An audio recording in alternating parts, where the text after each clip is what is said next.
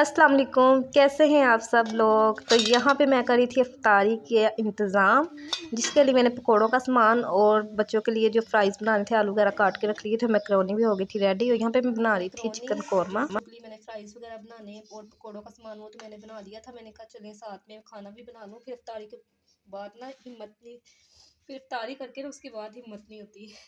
बच्चों का होमवर्क वगैरह भी देखना होता है, फिर नमाज़ इशा पढ़नी होती है, तरावियाँ, वो भी काफ़ी टाइम लगता है। तो फिर ना फिर दिल नहीं करता खाना वगैरह बनाने को ना। तो मैंने कहा चले साथ ही में खाना बना लेती हूँ, जो सहरी में भी काम आ जाएगा और साथ में जिसने रात को खाना हो वो भी इफ्तारी के बाद खा लेगा। वैसे सालन अब पक रहा है ना, तो 2-2 दिन वही सालन पड़ा रहता है, इतना खाना खाया नहीं जाता।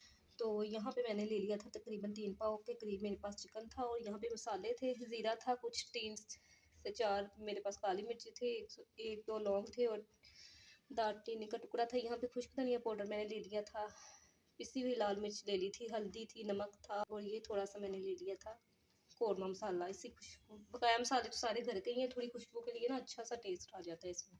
और 1 चम्मच भर के मैंने अदरक लहसुन का पेस्ट ले लिया था। साथ में सब्ज़ मिर्चें भी 2 से 3 थी, जो मैंने साथ में ही पीस ली थी। प्याज मैंने लिया था 1 बड़े साइज़ का, उसको काट के मैंने तो इसको अलग अलग से कर लिया था हाथ से।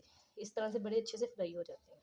घी जो है वो अच्छी तरह गर्म होना चाहिए, तो फिर ये प्याज जो है ना वो अच्छी तरह से ब्राउन होंगे। अब मैं सबसे पहले प्याज को फ्राई करूँगी। बिस्मिल्लाहिर्रहमानिर्रहीम। हम कर लेते हैं प्याज को ब्राउन। जिस तरह ही प्याज ब्राउन होगा तो इसको मैं निकाल लूँगी, फिर बाद में हम चिकन फ्राई करेंगे। और यहाँ पे देखें प्याज को मैंने ब्राउन कर लिया है, तो अब मैं इसको निकाल लूँगी।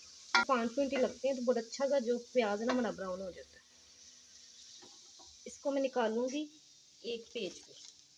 और यहाँ पे देखिए प्याज को मैंने फैला लिया था एक पेज पे, इस तरह से ये इसमें नमी पैदा नहीं होती। और वही घी है जिसमें मैं फ्राई करूँगी चिकन को। बिस्मिल्लाहिर्रहमानिर्रहीम।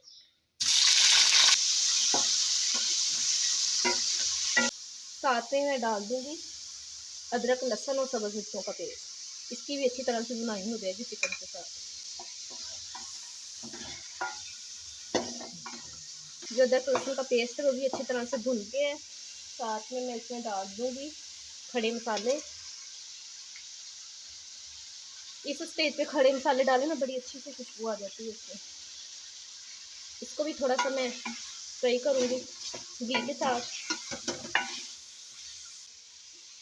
अब मैं इसमें डाल दूँगी तमाम अदर स्पाइसेस, इसको भी मिक्स कर लूँगी। अब मैं इसमें डाल दूँगी तकरीबन आधा कप के करीब मेरे पास ये दही है। वो दही को मैंने अच्छी तरह से फेंट लिया था। अब जो ये प्याज है इसको ब्राउन किया था, ये देखिए कितनी अच्छी सी ये हो गई है। अब मैं इसको हाथ से यूँ मसल लूँगी। और अब मैं इसमें डाल दूँगी प्याज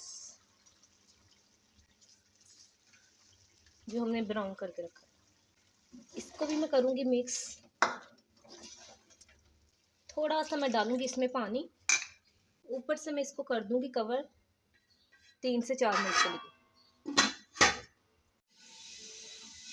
और यहाँ पे देखें 3 से 4 मिनट हो गए थे। जो मैंने प्याज डाला था और थोड़ा सा पानी और दही में जो पानी छोड़ा था वो खुश्क हो गया है। बहुत सही मज़े की खुशबू आ रही थी, क्योंकि प्याज को हमने ब्राउन किया था, तो इसीलिए वो बहुत अच्छे से मैश हो गए।